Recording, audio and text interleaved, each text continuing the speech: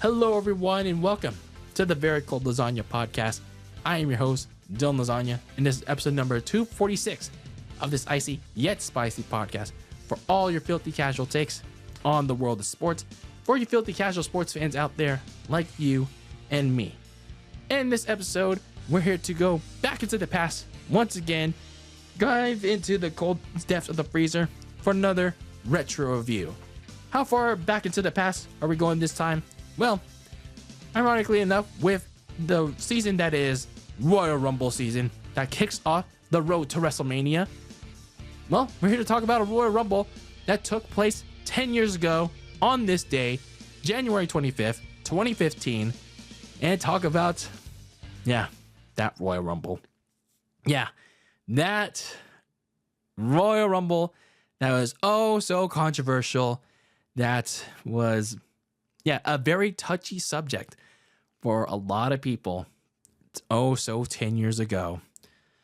But yeah, we're here to talk about it as Royal Rumble season is getting closer and closer, like this modern one at least. But I felt it was right to, in the spirit of that Royal Rumble, the 2025 Royal Rumble, to go back 10 years ago to touch on this Royal Rumble, because it was a Royal Rumble that was in my memory banks, like in my childhood. And I want to revisit it with all of you, my listeners, my watchers, and go through it with you all and what I experienced with that Royal Rumble. So a little bit of housekeeping before we dive deep into that retro review. Make sure you follow Very Cold Lasagna on social media at Very Cold Lasagna, whether it's on Twitter or Instagram, preferably be both. And for all my audio listeners out there, continue to listen to the Very Cold Lasagna Podcast, wherever you get it, whether it's on Apple Podcasts or Spotify. And for you watching on YouTube, the video version, make sure to continue to do so. And then smash the like button, smash the subscribe button if you're not subscribed to the Very Cold Lasagna Podcast already, which you should, by the way. And then leave a comment down below with your takes on the topic at hand. In this case, it's the 2015 Royal Rumble, and your thoughts on it, and your past feelings on it, whether you watched it back 10 years ago or you're rewatching it for the first time, or maybe for a second, third, fourth, however many times you watched it. And then, let's have a conversation about it. And then, of course, share us with your friends, share us with your neighbors, share us with a stranger, share the good, the bad, the ugly about this filthy casual podcast entitled Very Cold Lasagna. And then, of course, we were already in the swing of things with the NFL playoffs, and that includes our little preview to Championship Sunday, the NFC and AFC Championship games. So after this episode, whether you're an NFL fan or not, make sure to listen to my preview for Conference Championship Sunday, where we go in depth to our preview of the two games happening this coming weekend. So make sure to tune into that one after this episode, where we're about to go deep into the coldest depths of the freezer for the 2015 Royal Rumble. The 2015 Royal Rumble. Oh boy. Where do we even begin with this Royal Rumble? I remember this Royal Rumble, I don't know, I necessarily say so well, but this Royal Rumble began the road to my WrestleMania.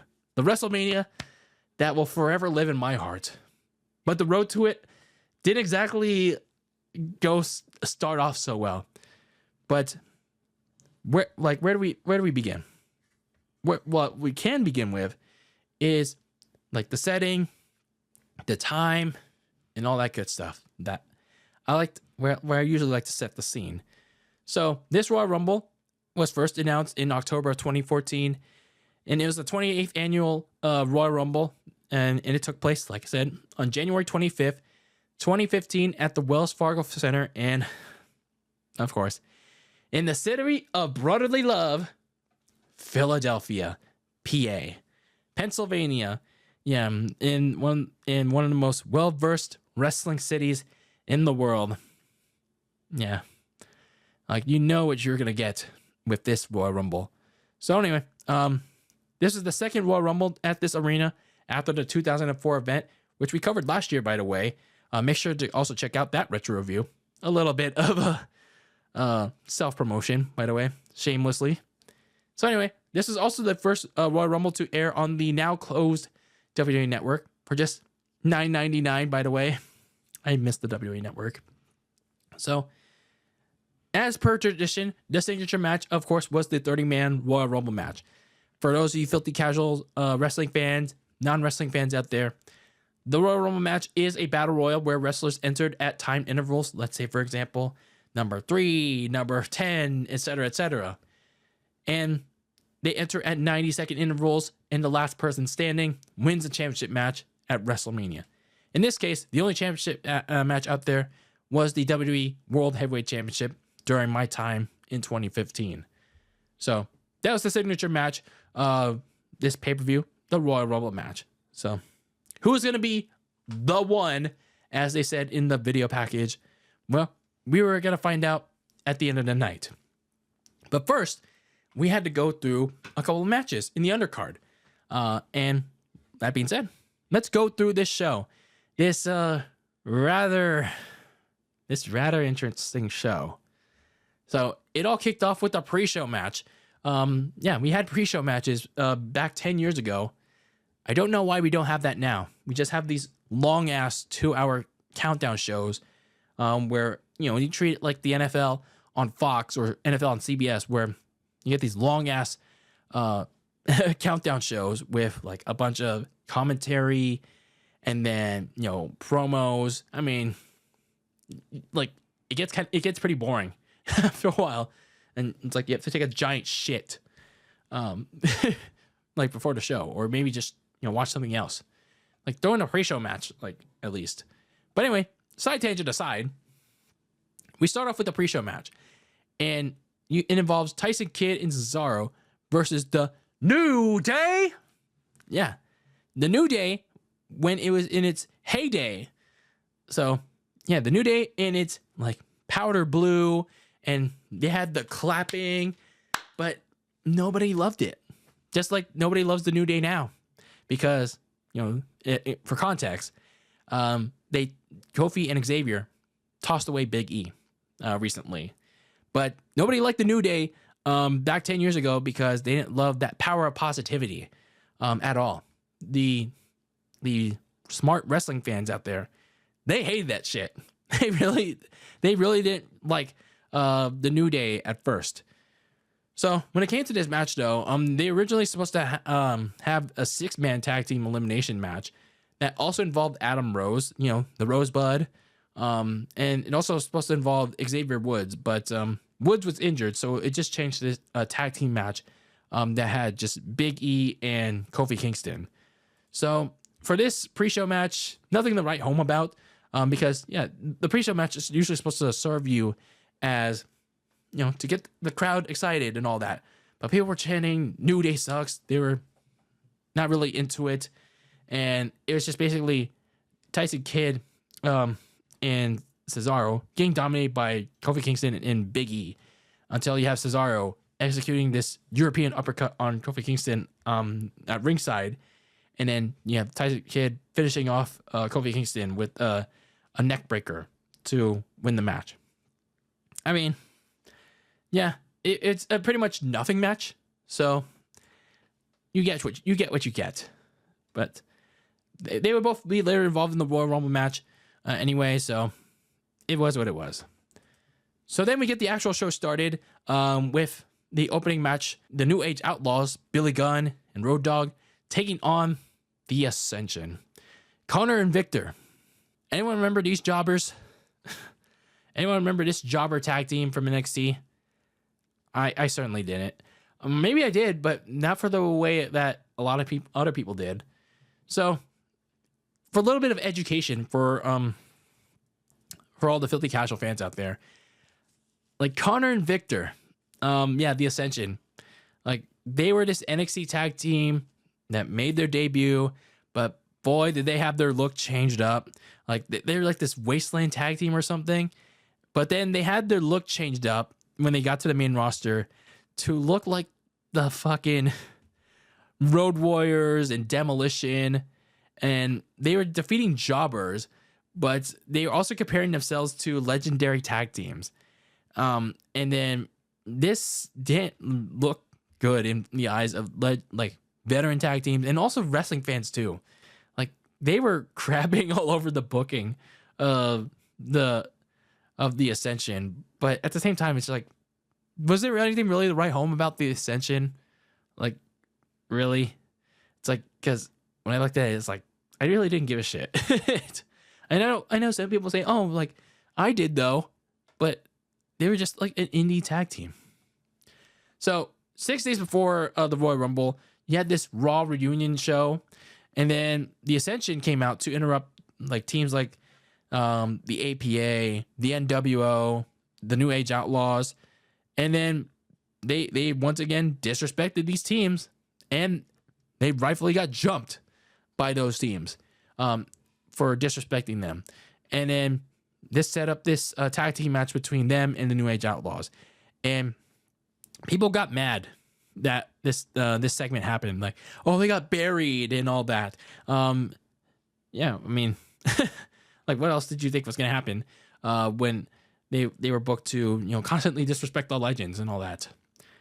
So anyway, you get this match over here. The Outlaws took early control of the match, but even with Billy Gunn's hot tag, the Ascension would dominate the majority of a pretty boring match.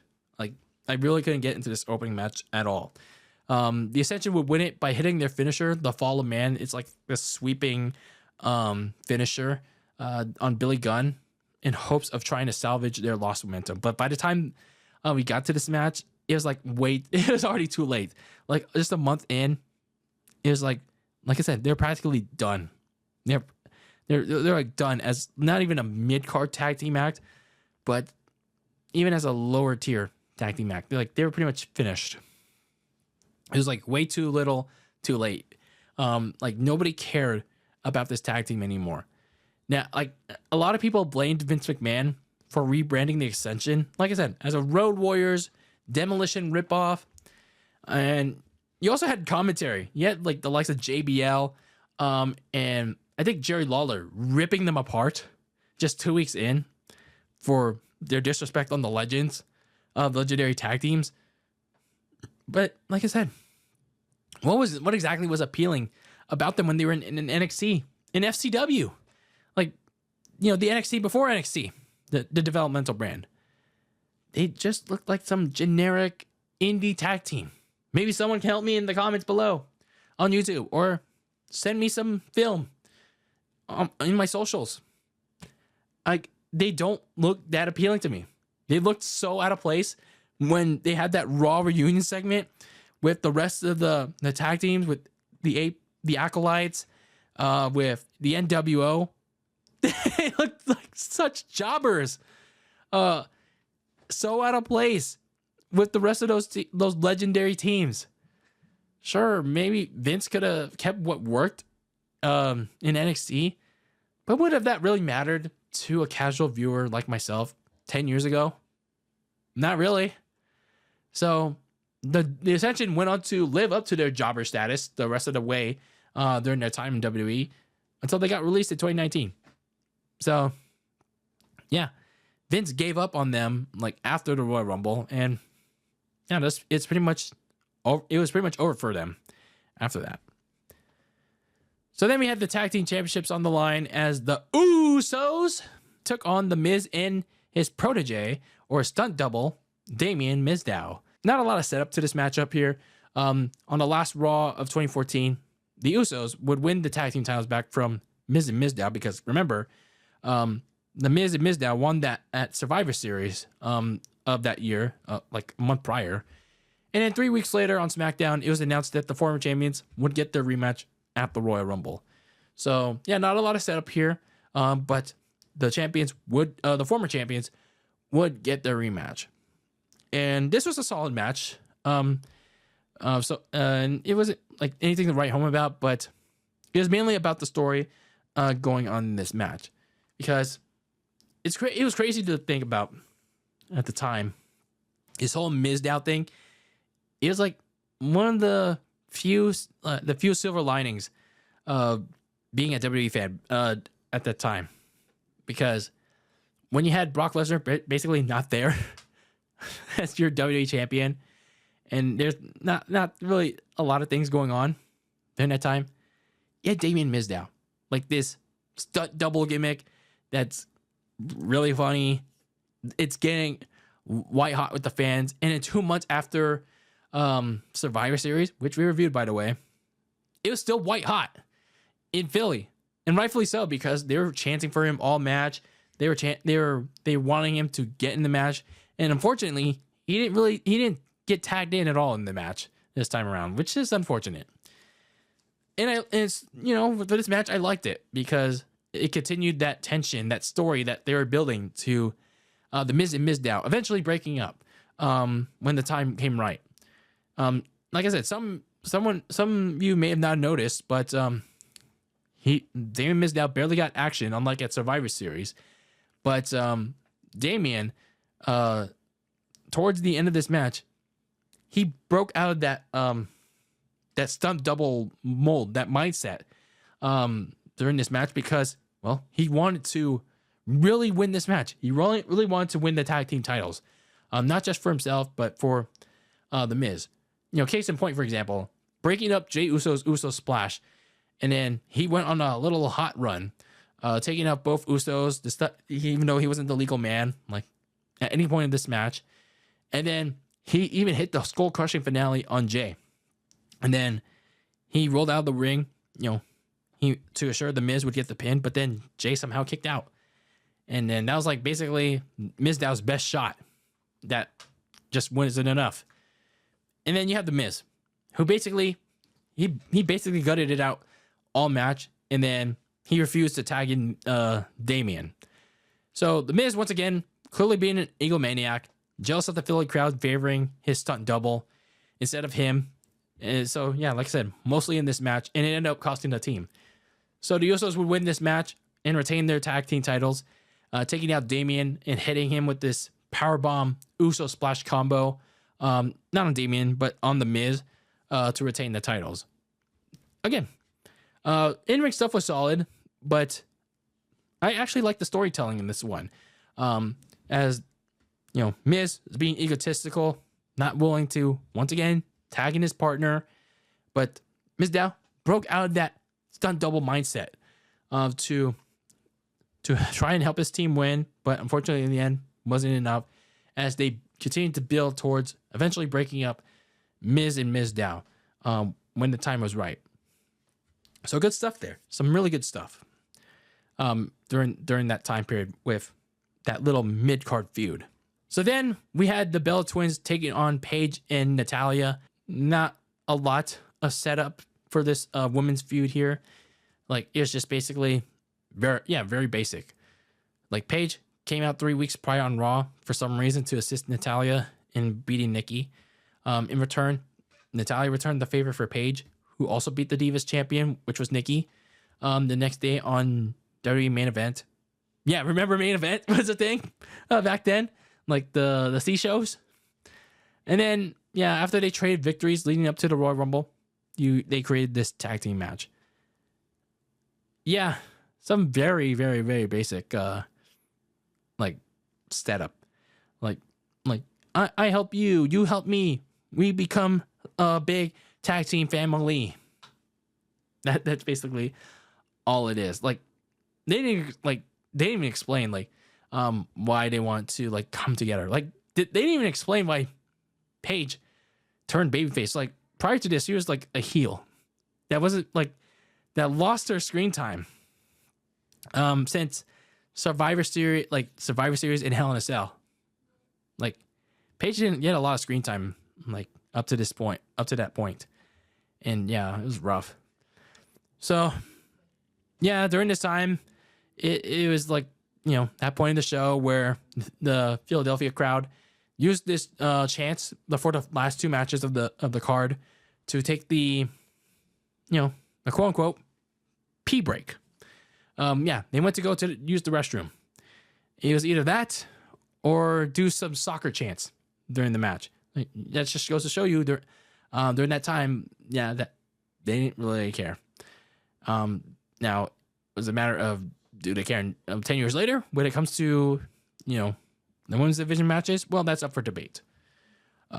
So Natalya and Paige did get some offense in this match, but the Bellas pretty much practically dominated most of this match. As Nikki knocked out Natalya with her forearm elbow to pretty much win it. Yeah, because Paige was only in this match for like 2 minutes. And this was a rather lengthy match, longer than I thought it was. Because the actual time, if I look here, the actual length of this match was, it was about 8 minutes. I thought it was much longer than I thought it would be. But it rounded out to 8 minutes, and Paige was only in it for like 2 of them. So yeah, when she tried to tag into this match, it was basically no opportunity to do so. So she never got back in when she had the initial like 2 minutes of fame. So when she tried to get back in it, she got pulled off the apron by Brie, which was a smart move to set up the finish. But like I said, there's not really a lot of substance in this match. It was just filler for fans to rest up for the last 2 matches, and yeah, try to like stretch, go to where. And this basically was just more content for Total Divas. Interestingly enough, though, this year, 2015, was actually a notable time for the women's division, because it was actually a tale of 2 halves for that women's division. That was about to see a significant shift later in the year. So, yeah, no longer was going to be those, the Divas got to pee kind of stuff. Unless, well, your mileage may vary on that kind of thing. But nonetheless, it was about to see a shift. Not complete, like right away, but slowly but surely. It was going to see a shift, whether it was for good or for bad. That was dependent on your definition again. So then we move on to the 2 big matches of the night. First up was the WWE Champion Brock Lesnar defending his WWE Championship in a triple threat match against John Cena and Mr. Money in the Bank, Seth Rollins.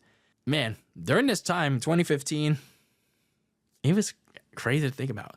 A WWE champion, Brock Lesnar, yeah, even though on a part-time schedule, he was like a badass during this time. He was like an unstoppable machine.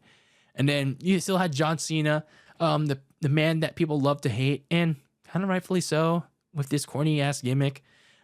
His corny ass self. And then you had Seth Rollins, who was starting to rise up in the ranks as the architect, the self-proclaimed future of the WWE, with the authority by his side, and with the Money in the Bank briefcase that he's tried to cash in a couple of times, but of course he's failed. But he still had that plan B ready to go. And yes, Seth Rollins was all in the ring, also like. That was really where he was at his peak. I mean, I know I love to rag on Seth Rollins in terms, at least with this character, at least with his character now with the But this Seth Rollins, I thought was miles better than what we're getting 10 years later. But back to this match, back to this. WWE Championship match. How did we get here? Like, why is this match happening? Well, to educate you, for all the Filthy Casual fans out there that have never seen this match before, I recommend you go watch this match, because to set this up, to set the stage of why you should go watch this match, well, it all started back at Night of Champions a couple months prior in 2014. Seth Rollins attempted and failed to cash in his Money in the Bank briefcase during John Cena's title rematch against Brock Lesnar, because Cena was the champion before. He lost it at SummerSlam a month prior. John Cena did win the title rematch against Lesnar, but by DQ, so he didn't win the championship because, well, Seth Rollins, like I said, he tried to cash in, but failed.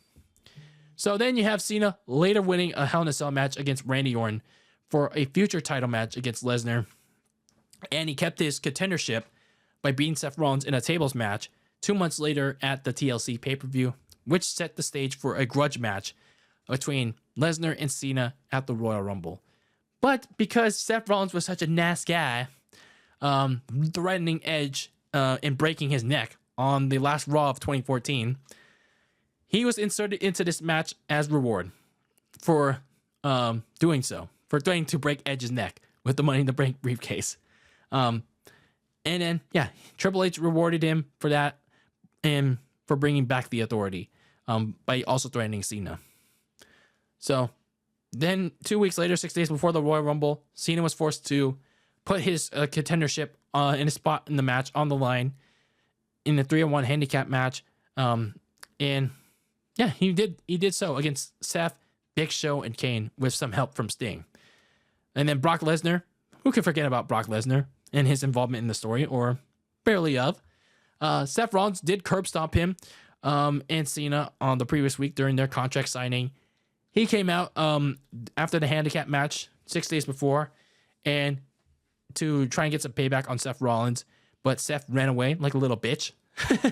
And to send a message to him, he gave Kane and the Big Show an F5 as some last payback. So that's how we were going to this match. And I gotta say, with this match, like, man, this is one of my favorite triple threat matches. Like, it was so much nonstop action, like Lesnar looking badass as usual, and this was actually a match, like one of the first few. There was a couple matches where Lesnar looked vulnerable, but this is one where he looked very vulnerable in a good way, of course.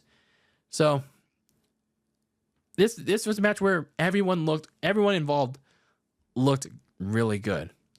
And like I said, the action was like nonstop. But early on though, it was pretty much Lesnar dominance. Like Brock Lesnar taking both Cena and Seth to Suplex City early. And yeah, like Cena and Seth were trying to like take him out, and even with their best shots, like whether it's simple strikes or finishers, Lesnar just kept on getting up very quickly. Like, that's all you got, bitch. That's all you got. But then you get to midway through the match. Lesnar rolled out of the ring, fresh out of kicking out of another curb stomp. And then out of nowhere, Cena spears him into the barricade. And then Cena whacks him with the steel steps once he realizes that, how the hell is he getting up that quick? And then Lesnar gets taken out of commission by Seth Rollins with a flying elbow through the announce table. So that completely takes Lesnar out of commission. At least we think it does. And then you see Cena and Seth going at it one-on-one, which we assume would decide the WWE Championship. And yeah, that creates a little bit of a story there. Lesnar being taken out by both of them. So they throw their best haymakers at each other. Seth hits a curb stomp on Cena, and then he hits a Phoenix Splash on Cena after he kicks out of that curb stomp. And then out of the ashes, out of nowhere, Brock Lesnar comes back to life like he's fucking God.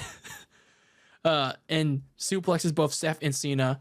And then he finally downs Seth Rollins despite getting hit by the Money in the Bank contract twice, mind you.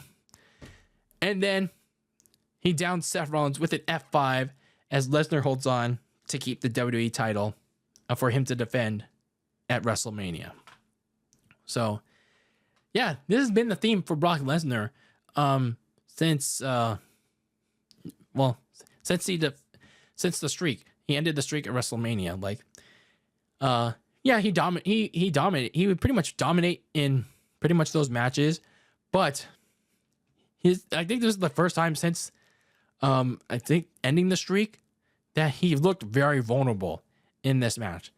And I actually, that what made me enjoy this match. Like, there's so much nonstop action, and then you bring in that story element of taking out Brock Lesnar for like half of that match. Because in order for Cena and Seth to try and win that WWE Championship, even against each other, they have to take out Brock Lesnar because he is just so unstoppable that there's no way you could take it off. It's kind of like, it's kind of like pretty much, to use NFL terms, the Kansas City Chiefs right now, or the New England Patriots in back then. It's like, if you want to take out the higher power, you got to find a way to stop them. You got to find a way to beat them. And that's what they did here with Seth and Cena. They took out They took out Brock Lesnar any way they could, only for Brock Lesnar to get his ass up. Like, it's like, hey, bitch, I'm right here, back from the dead. So impressive performances by everyone here. Everyone did their role, and that's why when I went back to watch this, 10 years later, it's like it's still one of my favorite Royal Royal Rumble matches. Because Lesnar played his role well, Cena also played his role well, and Seth played his role well. And like I said earlier in this match review, I rag on Seth Rollins nowadays with, his Seth freaking Rollins gimmick, with the singing and dancing. But Seth Rollins in 2015, that was probably his best character as the architect, as the future of the WWE, like in his mind, as the what is his exact role in the Authority? I guess you could say future. He put on a really good, strong performance in this matchup. So, like I said, it didn't really hurt anybody, like whoever lost this match, because if Cena ate the pin, not really anything to worry about. He's like eaten so many pins in his career up to that point. Seth eating the pin didn't hurt him in any way because, like I said, he always has the plan B, the Money in the Bank contract. Like Michael Cole even pointed it out. It's like still got that Money in the Bank contract that he could strike at any time. But when he would though, that would be TBD, to be determined. But until then, Brock Lesnar would walk away and still your WWE champion on that January 2015 night. And who is going to face him at WrestleMania in two months' time under the bright lights in NorCal?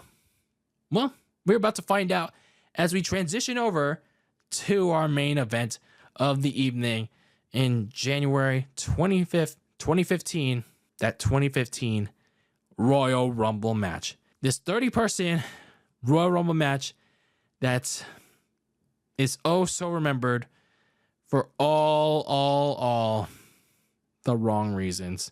But we'll get to all those wrong reasons in a second, because earlier, like with this match, it didn't start off that bad. Everyone was all giddy and excited for the Royal Rumble match. Like, they're also hyped for it. Like, me at the time, I was trying to look back at some, I was like thinking, like, who's exactly going to win this Royal Rumble match? And honestly, with predictions, I couldn't find anything. I really couldn't find anything. But, when watching this match, people were actually like, hyped for it. They were like cheering for it. They're all jumpy for it. And then, now let's get to the actual match. So, The Miz, who competed earlier in the night, and R-Truth, they start as the first two. And this, pretty much, the first quarter of this match was surprises. They decided to get the surprises out of the way first, to get the crowd, the Philly fans, hyped up. And the first one of the bunch was at number 3 right away. We saw Bubba Ray Dudley for the first time in 10 years because, well, he was in TNA as Bully Ray. So Bubba Ray Dudley returns to the WWE, and it was his, like, this is a nice stat that Michael Cole threw out. Like, I didn't notice at all, like, not even watching back for the first time in 2015. I didn't know this was, like, Bubba Ray's first ever Royal Rumble match. Like, that's crazy to think about, like, throughout his whole time when he was in WWE, like, 10 years prior, like, when he was in the Attitude Era, the Ruthless Aggression Era, he was never in a Royal Rumble match. I didn't know that, like, at all.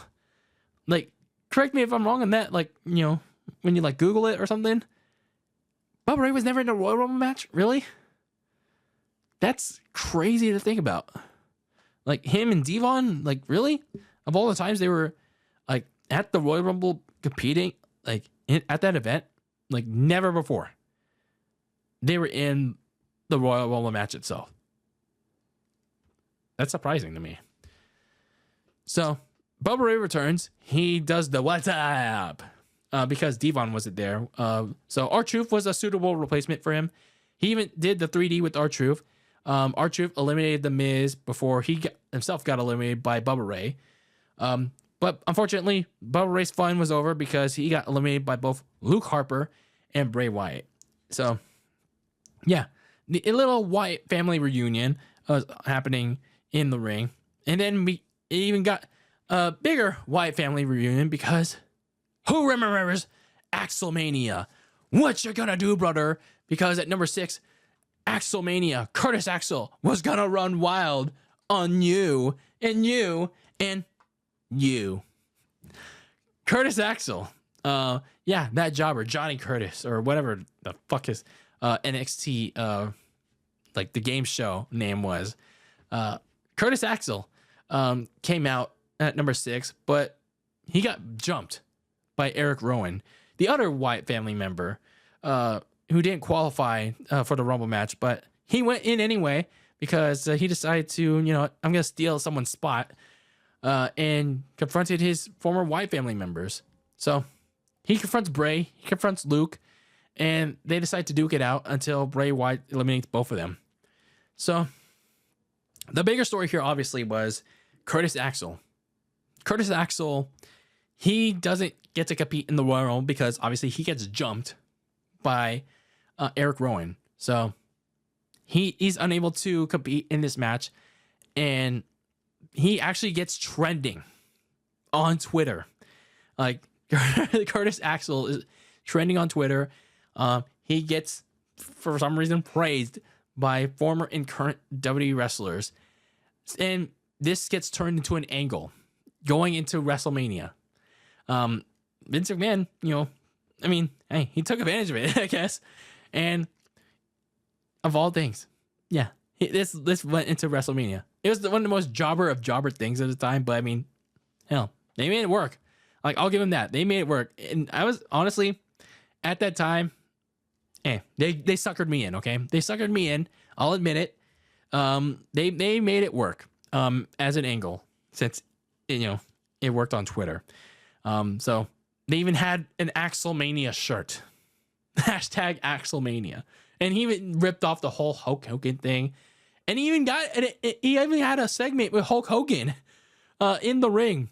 Like, trying to rip off the whole Hulkamania shtick, like the promo. And then I think he even got jumped by Hulk Hogan too. Like right before WrestleMania, like a week or two before. Like, hey, that's at least you have to be proud of that, I guess. So then the Royal Rumble continued on with the early surprises because after Curtis Axel, or the lack thereof, at number 7 was the Boogeyman, and he was gonna get you, Bray Wyatt. Unfortunately, Bray Wyatt ruined the freak off though with a quick elimination of the Eater of Worms. So Bray Wyatt, who came in at number 5, number 5. He dominated the early portion. He had 5 eliminations, eliminating pretty much whatever was left of the field. And then Daniel Bryan, who announced his return about a month or so prior. He came out at number 10, and the wrestler that everyone wanted in last year's Royal Rumble at the time, but he wasn't. And then that's why we had that shitstorm with Batista. He came out. Daniel Bryan announced before this Royal Rumble, he announced his participation in it, and yeah, I'll just save my thoughts for that as we talk about the rest of this match. He came out with a flurry against Bray Wyatt, and then you had the last surprise entry of this match, and that was Diamond Dallas Page at number 14. And when I watched Diamond Dallas Page in this match, he had the DDP yoga going strong at the time, but his back, I was observing, and it looked like his back gave out doing all those diamond cutters. And it happens with age though, but Rusev saved him when he came out next and eliminated him. And then, yeah, remember how I said about Daniel Bryan when he announced his entry into the Royal Rumble, and going back to the year prior with that Royal Rumble with Batista and all that, and how that led to, that whole yes movement and the hijacking with WrestleMania and, Daniel Bryan's fans as a whole. Yeah, because what happened next was going to be the biggest turning point of this Royal Rumble match. And I'm not talking about a good one. It's going to be one that was about to turn this Royal Rumble match on its ugliest of heads. Daniel Bryan, he was trying to avoid elimination from Rusev. Rusev tossed him out, but Daniel Bryan managed to avoid him getting eliminated by him. He hits Rusev while he was on the apron, but Bray Wyatt took immediate advantage, and then he hit Daniel Bryan off the apron, and Daniel Bryan couldn't hold on, and he fell off the apron and got eliminated. He officially got eliminated that early. Ooh. That was a very bold and very dumb booking decision by Vince. To have Vince McMahon book that early of an elimination in of all wrestling crowds, like Philadelphia, like what did he think was gonna happen? Like, what did he really think was gonna happen? I acknowledge the ballsiness of Vince, but did he not learn from last year, the year prior, of that Pittsburgh crowd? Like Philly was relentless. Philly was gonna be relentless, and yet he didn't see what was gonna happen. Like the reaction that was gonna happen. Like Daniel Bryan getting eliminated that early. I'm not sure if he was the favorite that year or something, but oh boy, to not even get close to the Final Four, that was so bad. That was so bad. And then it just got even progressively worse as the match wore on. As more wrestlers came in, the Philly crowd continued to voice for Daniel Bryan. They just outright rejected. They outright booed anyone else that came out.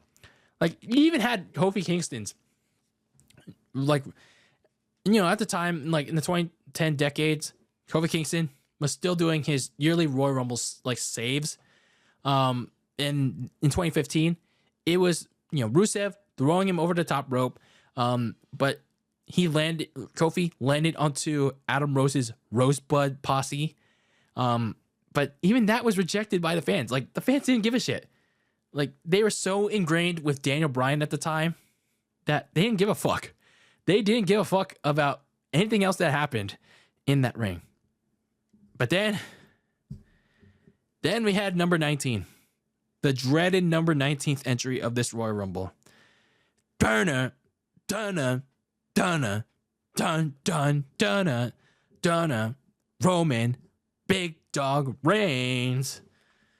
Roman Reigns came out into the sea of angry Philadelphians, and yeah, they knew damn well what was about to take place then and now.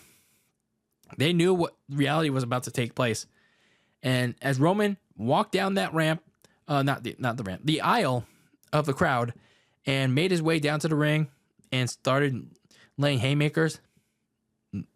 Yeah.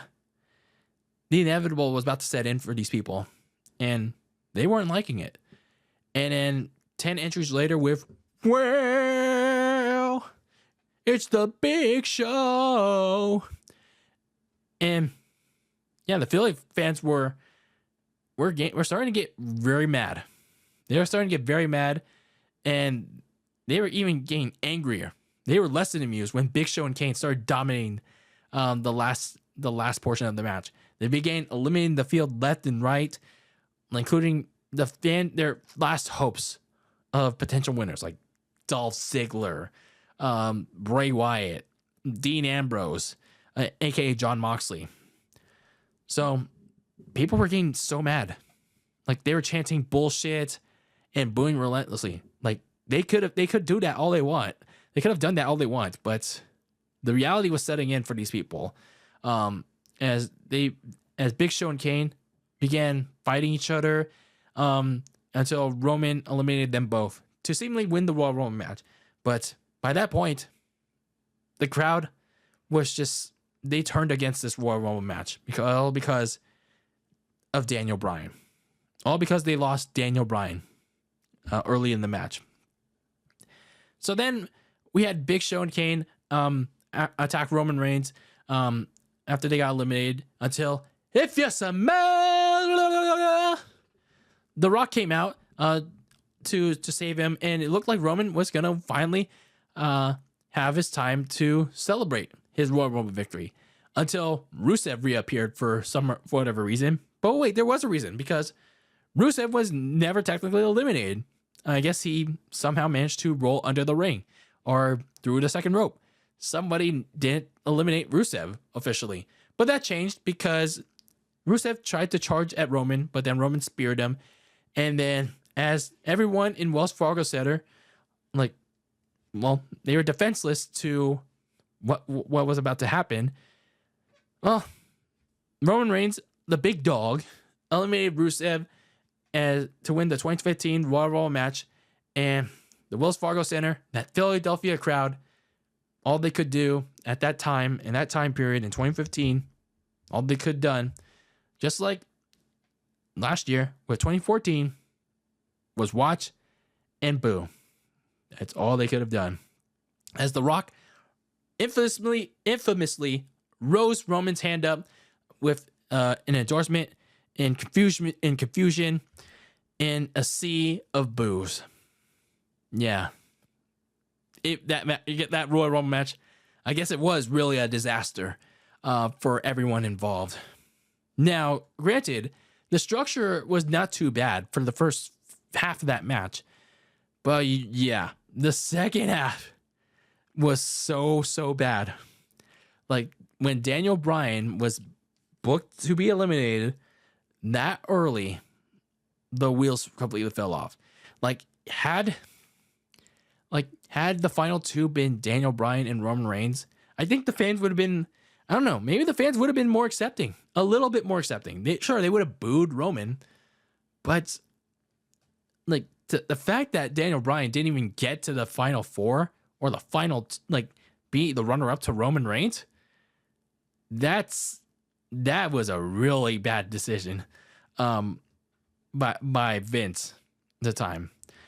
And the field itself wasn't bad either, but I just didn't find it interesting for that first 15, other than Boogeyman, Bray Wyatt, and then you also had, I guess the actual Mania stuff was kind of funny, but again, he was a jobber. And then Bubba Ray Dudley, that was a very nice surprise at the time because he just came back to the WWE after a long time. But I mean, at the same time, I'll still take a lot of them over what we have now, because what we have now, what do we really have over on today's roster? We don't really have a lot of anything with the current WWE roster. So at least with 2015, you had something. So yeah, Roman Reigns wins this Royal Rumble match, and as I noted, the whole wrestling community, they crash out in an absolute fury, probably even worse than when Batista won it the year prior. All the favorites the IWC wanted during this time, they got eliminated in unspectacular fashion, especially at the towards the end with Big Show and Kane just effortlessly throwing them out one by one. And it has been common from 2012 to onward, when they didn't get what they wanted, they bitched, they moaned. But when it came to this Royal Rumble for the second straight year and the year prior, they whined. And it's ironic too, and hypocritical, because those fans were the same ones cheering for Roman to win and beat Batista when Roman was the runner-up the year prior. But then they turned their backs on him the very next year. They were so pissed at Roman winning the Royal Rumble. I talked about that in a Facebook post I saw 10 years ago, looking that up. Why were people so mad at Roman? And I still believe that way. It's now, in fairness, the IWC's critiques of Roman winning this Rumble were pretty understandable, because keep in mind, Roman Reigns during this time, like he was fresh off returning from an emergency injury. And Vince, like during the summer of 2014, he was just trying to build up Roman Reigns as a main eventer when it was pretty clear that Roman Reigns wasn't really ready to be that franchise player that Vince really wanted him to be. And then especially considering that when he suffered that sudden injury during his push, and he came back like a month prior before the Royal Rumble, he didn't have a lot of time to convince fans that he could be that guy. He can be the one to, be in the spot where the likes of John Cena, Stone Cold, The Rock, Hulk Hogan, that Vince wanted him to be. So when you get to this point of the Royal Rumble match, it's like Vince didn't learn a thing from the previous year. And he didn't read the room of not putting in one of the IWC's favorites in the Royal Rumble with someone he's trying to push instead. It's like, why put Daniel Bryan in the Royal Rumble when you know that he's not going to win the damn thing? But then again, you would also get a situation where, like, if you don't put him in at all, the fans are also going to get angry. So it's like, the fans are going to lose either way. And yeah, all these years later, like, Roman even admits this himself. He talked about this on his A&E special, like, years later, prior to WrestleMania 40. Like, he even talked about him not being ready for a spot like this, yet Vince just kept pushing it. And, like, he even wants to forget about this Royal Rumble. And I can't blame him for it. I really can't blame him for that. Like, when you look at Roman Reigns in the year of 2015, yeah, he just didn't look like, the Roman Reigns that we see now. Like, he looked, less confident. He didn't have the mic skills to boot. He's still stuck in the same Shield persona that he had, like, before the Shield broke up. And he's like, what does that really relate to?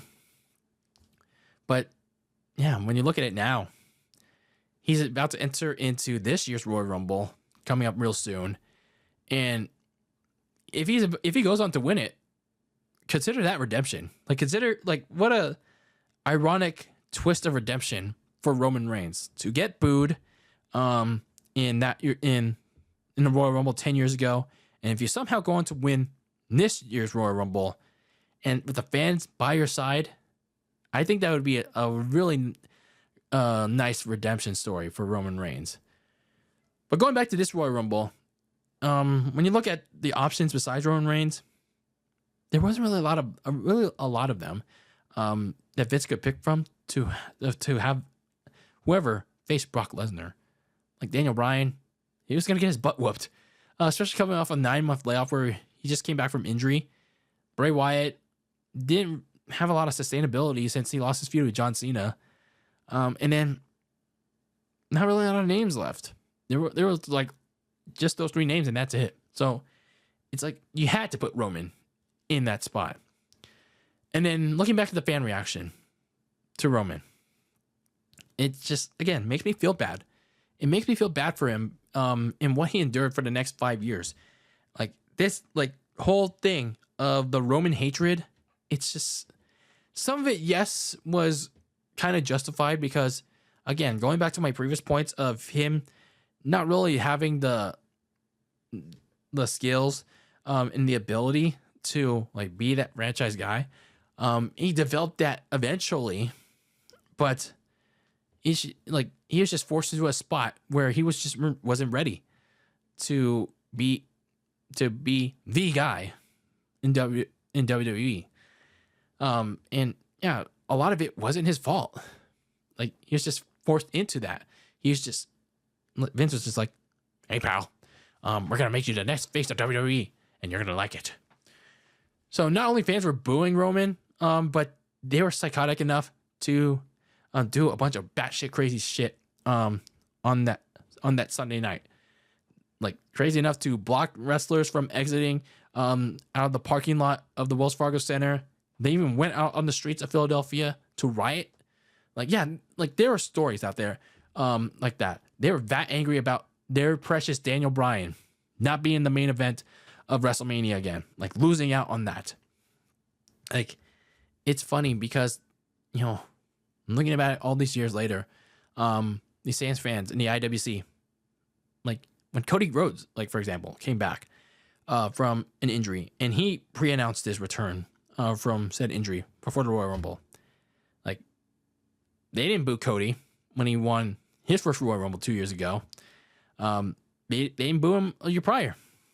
And even like a year later when he won back-to-back. It just feels a little hypocritical, don't you think? I mean, not to hate on Cody Rhodes, but I'm just saying with the IWC standards. So many fans are also canceling their W Network subscriptions to the point cancel W Network hashtag was the top worldwide trend Sunday night in 2015 of that January night. And to the point even where the online cancellation page for the WNetwork.com, it crashed. It was that bad. It was that desperate for the IWC, where Vince McMahon stood his ground. He was like, enough of this shit. He proceeded onwards with the main event, Brock Lesnar versus Roman Reigns at WrestleMania, no matter what the vocal minority said. And you know what? He was good on him. Good on him for standing his ground. Because, yeah, the smart wrestling fans out there, or, you know, I use smart in air quotations, the IWC, they can be some relentless bunch. So when you know the smart wrestling fans today, they think that they can get away with a lot of things. They think they have the power, but no. And I know I get on here too saying like WWE should do this, WWE should do that, but you know I'm just here to give my opinions. I'm just here to give my opinions on what they should do. Okay. I'm not here threatening like fans did back then 10 years ago, and like a lot of people do here now. So, and also the fact that, you know, I look at some of these people in the IWC online saying, oh, for example, Liv stands, Rhea stands, they're crazy and all this. They're nothing compared to Daniel Bryan's fans back 10 years ago. Like, you know, hijacking Raw, like, and then doing all this bullshit when he lost the Royal Rumble match in 2015, 10 years ago, like blocking parking lots, starting riots on the street in Philadelphia. It's like, now, like Liv stands, Rhea stands, like stand culture in general. They don't hold a candle to this kind of shit. Even the Cody stands, like the Cody crybabies, like doing all this death threat shit that I see on Twitter. Like some of the accounts are claiming, like the death threats don't hold a candle to what happened 10 years ago with these Royal Rumble stories. And then the year prior with the whole Daniel Bryan fiasco. So, yeah. It's just another case in point of, yeah, the IWC complaining when things don't go their way, like relentlessly. I mean, again, I'm a mission of guilt of, you know, doing that as well. But I mean, hey, I move on. I at least move on from it, like the next day or so. So overall, when you look at this 2015 Royal Rumble pay-per-view event, yeah, it was a royal disaster. It was an absolute royal disaster. The only things you can take away from it from a positive perspective was the WWE Championship match. Like, that triple threat was really damn good. Like, from the action, and like everyone performed really well in that match. And they created a nice little story throughout that match. But everything else, it lacked a lot of interest with the undercard the 3 undercard matches, and that Royal Rumble match was like really, really bad. It's like one of the worst in history. And I'm not saying the action was like the action in the first half of the match was bad or anything, but it's just like a lot of it, this match gets overshadowed by the fact that, yeah, the ending, the second half of the match, Daniel Bryan's elimination, it just gets so overshadowed. Like, I'd say overshadowed and get riddled with controversy, even to this day, 10 years later. And I still don't think that it goes to the fault of Roman after all these years. It's just, again, poor structure and the inevitability from that crowd of that match. It led to a complete disaster waiting to happen in Philadelphia on that January 25th night, 10 years ago. And not exactly the best of starts. And no, it was actually a terrible start to the road to Levi Stadium, which began on that night. So, yeah, not a great start for the build up to WrestleMania 31 for the WWE. Yeah, not exactly a great impression.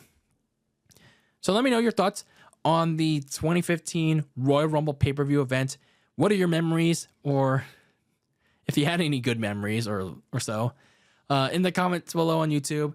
Let's have a conversation about it. Or you can slide into my DMs on Twitter or Instagram at Very Cold Lasagna. Let's talk about this Royal Rumble from 10 years ago on its 10th anniversary. This really, really controversial one. And yeah, I'd like to know your memories as the 2025 Royal Rumble is coming up relatively soon. But anyway, that's another retrospective event in the books. Back into the old Icebox of cold events. And yeah, that is a wrap for this episode of Very Cold Lasagna.